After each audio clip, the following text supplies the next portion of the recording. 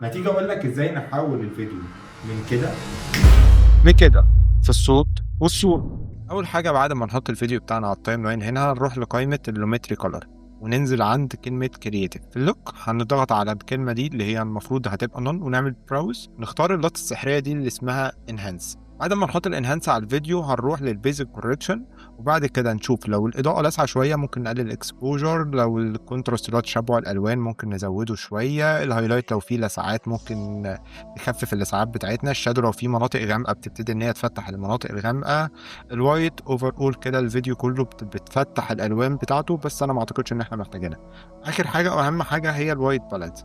انا بمسك الاي دروبر واشوف اي منطقه بيضاء وادوس عليها كده، هو بيبتدي ان هو يخلي الابيض ابيض والاسود اسود. انا بعيني ابتدي ان انا اشوفها، يعني انا مثلا هنا شايفها ان هي مخضره شويه، فانا ممكن اروح جاي مزود التنت لما اسحبه للشمال بيخليها مخضره، لما اسحبه لليمين بيديها اللون الماجنتا. التمبريتشر الازرق شمال والاورنج يمين.